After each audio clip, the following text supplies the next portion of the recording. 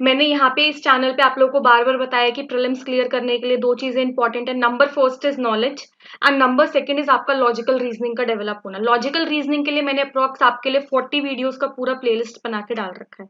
फिर भी काफ़ी लोगों का मेरे पास मैसेज आ रहा है कि मैम हम उन वीडियोज़ को कंप्लीट नहीं कर पाए हैं, क्या आप एक ही वीडियो लेकर आ सकते हैं जिसमें सारी एलिमिनेशन टेक्निक्स कवर्ड हो? तो ये एक ऐसी वीडियो है जहाँ पे मैंने वो सभी elimination techniques in one single video आप सभी के लिए कवर की है। ये वीडियो उन लोगों के लिए भी है जिन्होंने उन वीडियोस को कवर किया है, वो यहाँ से पूरा रिवीजन कर सकते हैं। उनको जाके पूरा प्लेलिस्ट देखने की जरूरत नहीं है इस रिवीजन को करने के लिए।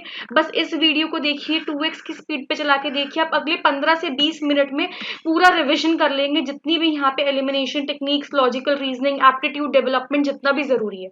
और जिन लोगों ने उन वाली वीडियोस को कंप्लीट नहीं किया वो भी यहाँ से कर सकते हैं। यहाँ पे मैंने वो सारी ही टेक्निक्स एक ही वीडियो में आप सभी के लिए कवर कराई है, क्योंकि अब टाइम इतना इंपॉर्टेंट है। विदाउट टाइम वेस्ट करे जो है मैं एक एक टेक्निक करके स्टार्ट कर रही हूँ। यहाँ पे मैं आपको बताती जाऊंगी कहाँ पे कौन सी टेक्निक अप्लाई हो रही है और आप जो है बस उसको डायरेक्टली यहाँ से सीख सकते हैं। देखिए यहाँ पे नंबर फर्स्ट क्वेश्चन आ जाता है, जहाँ पे मैंने आपको ऑर्गेनाइजेशंस के बारे में बताया था। ये इन्वायरमेंटल ऑर्गेनाइजेशंस में भी काम आती है ये वाली चीज जो है, और जो इंटरनेशनल ऑर्गेनाइजेशंस आ जाती है वहां पे कोई भी इनिशिएटिव आता है, इनिशिएटिव के बारे में पूछा जाता है कि ये इनिशिएटिव कौन सी ऑर्गेनाइजेशन लेकर आई है। तो जनरली क्या होता है, उस ऑर्गेनाइजेशन का नाम यहाँ पे गलत दिया गया होता है।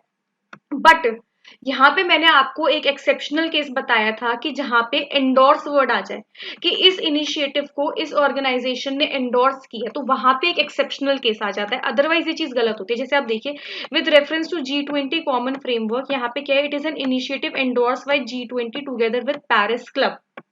देखो, अगर ये वैसे नॉर्मल कोई पीवाईक्यू होता तो यहाँ पे क्या होता कि ठीक है, कोई भी इनिशिएटिव है, ऑर्गेनाइजेशन का नाम दिया, तो वो चीज यहाँ पे गलत होती है। बट क्योंकि यहाँ पे कीवर्ड आ चुके हैं एंडोर्स, तो ये जो है यहाँ पे एक एक्सेप्शनल केस बन जाता है और यहाँ पे जो है ये चीज बिल्कुल सही हो जाएगी। फर्स्ट सही हो जाएगा, सेकंड भी सही, तो answer both A and B बन जाएगा। अब देखिए इसी पे जो है यहाँ पे ये वाला क्वेश्चन मैंने आपको दिखाया। इसके अलावा अब आप नेक्स्ट टेक्निक देखिए। देखिए यहाँ पे जो है मैं आपको पूरा क्वेश्चन सॉल्व करके नहीं दिखाऊंगी, क्वेश्चन सॉल्विंग यहाँ पे नहीं है। यहाँ पे मैं एक तरीके से बस आप लोग का रिविजन करा रही हूँ जल्दी जल्दी, कि आप लोग को याद रहे कि हाँ हाँ ये XYZ टेक्निक्स हैं।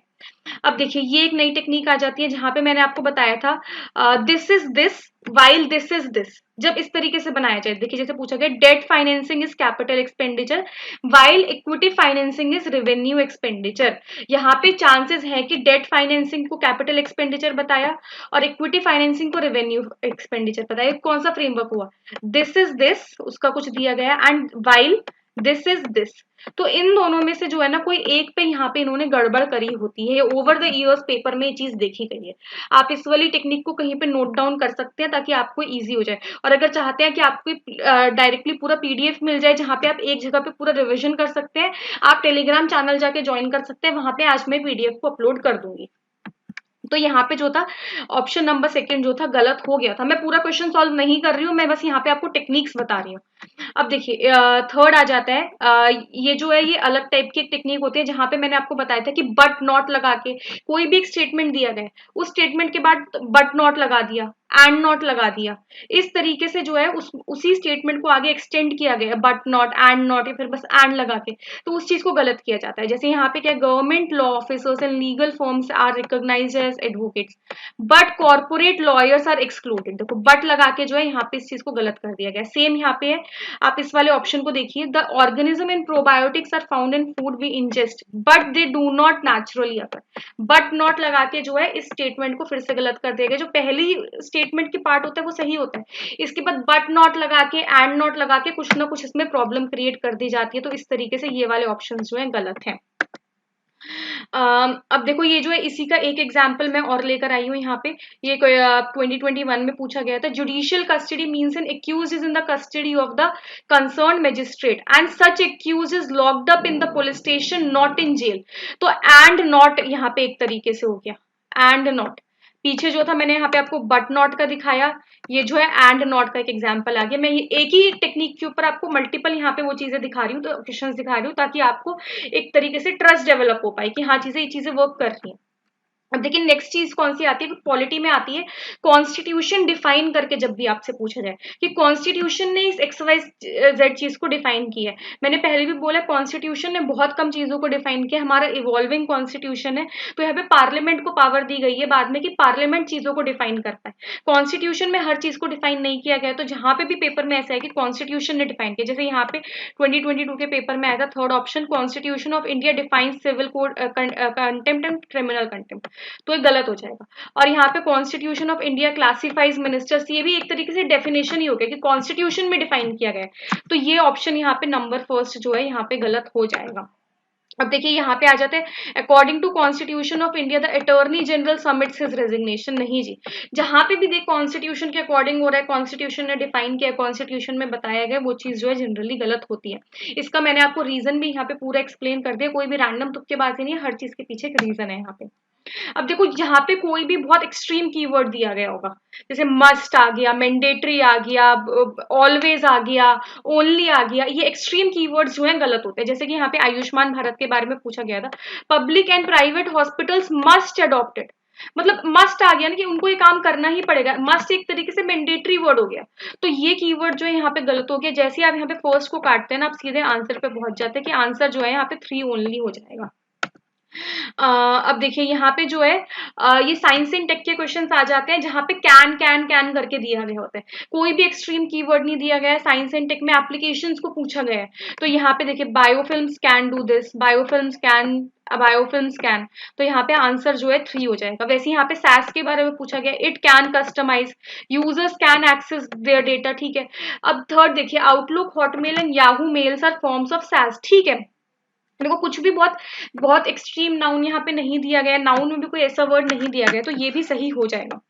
साइंस एंड टेक में जनरली आंसर जो है ऑल की तरफ होता है यहाँ पे।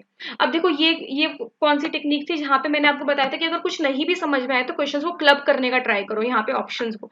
जैसे यहाँ पे रिजर्व लिस्ट और ट्रांसफर्ड लिस्ट के बारे में पूछा गया था, तो जो एडमिनिस्ट्रेशन ऑफ जस्टिस है, local self government, land revenue और पुलिस, यहाँ पे पूछ लिया कि रिजर्व सब्जेक्ट में कौन कौन सा है।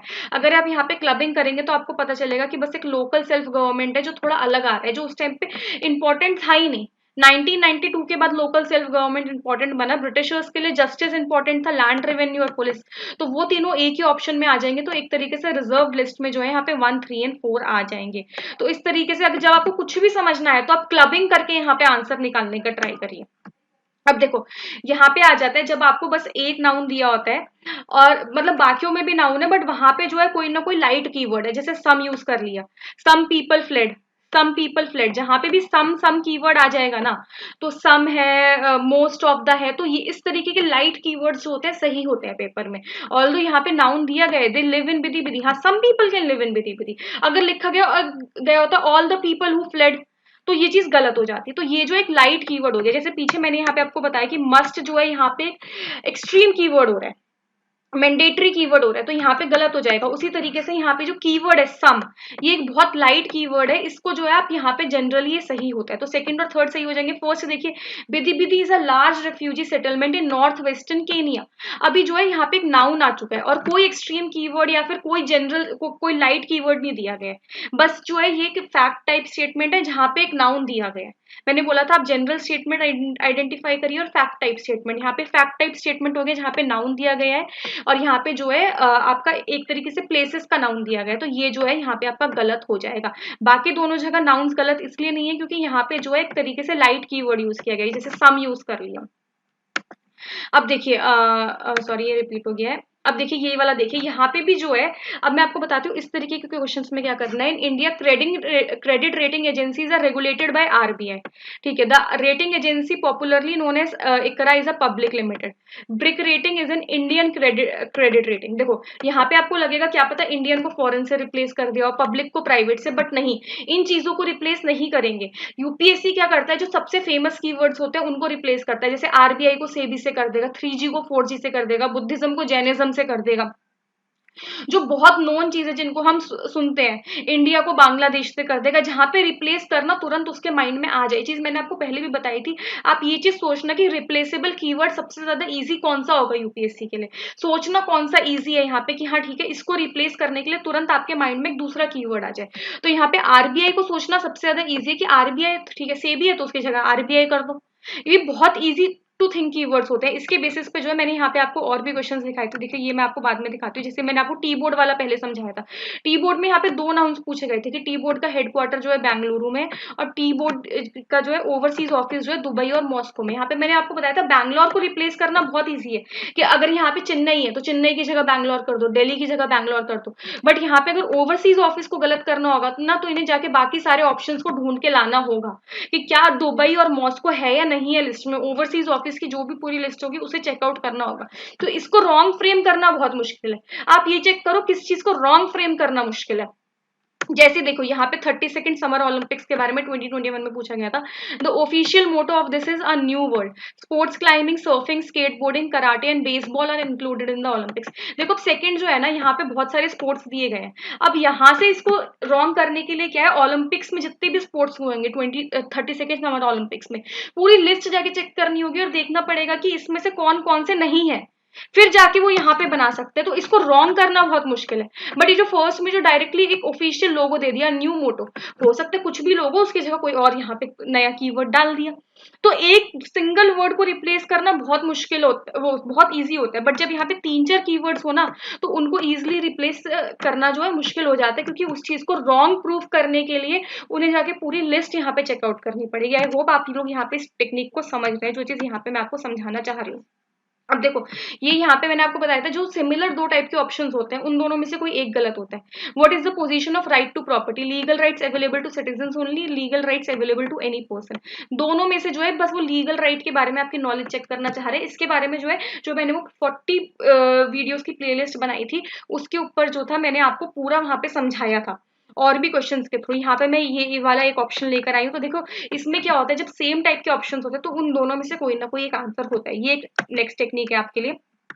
देखो guys, these were all the techniques जो मेरी साइड से थी, जो मैंने आप लोग को ट्राई किया कि मैं एक ही वीडियो के थ्रू आप लोगों को कवर करा दूं। यहाँ पे जो मोस्ट इंपॉर्टेंट टेक्निक्स थी, यहाँ पे जो है मैंने आप लोगों को वो सारी टेक्निक्स कवर करा दी है। बाकी जो मैंने आपको एक नाउन वाली चीज बताई थी कि एक जनरल स्टेटमेंट होता है, फैक्ट बेस्ड स्टेटमेंट होता है, वहां पे आप नाउन में चेक करिए कि नाउन में जो है अगर दोनों ही यहाँ पे एक नंबर बेस्ड फैक्ट दिया जाएगा आपको, और दूसरा जो है यहाँ पे आपको जैसे प्लेसेस का नाउन दे दिया गया, किसी पर्सन का नाउन दे दिया गया, तो हो सकता है कि दोनों में से कोई, दोनों ही गलत होने के चांसेस होते हैं। बट अगर दो सिमिलर टाइप के नाउन्स हैं कि दोनों ही फैक्ट बेस्ड नाउन्स हैं या फिर दोनों ही यहाँ पे जो है प्लेसेस बेस्ड नाउन्स हैं, तो वहां पे क्या होता है कि हाँ दोनों में से कोई एक ही सही होगा और किसी एक के गलत होने के चांसेस सबसे ज्यादा होते हैं। इसके लिए मैंने आपको बहुत सारे ऑप्शंस दिखाए थे। आई होप आप लोगों ने वो सब वीडियोस देख रखी हैं। यहाँ पे जो सबसे मोस्ट इंपॉर्टेंट एलिमिनेशन टेक्निक्स थी वो सब जो है मैंने आपके साथ इस वीडियो में डिस्कस कर ली है। अगर आप लोग चाहते हैं कि ठीक है ये सब चीजें आपको हेल्प कर रही है, और अगर आपको कोई भी डाउट है आप लोग प्लीज मुझे आके टेलीग्राम चैनल पे मैसेज करिए, वहां पे मैं आप सभी के लिए अवेलेबल हूँ। जो भी डाउट है मुझसे आप लोग आके वहां पे पूछ सकते हैं। Thank you so much guys.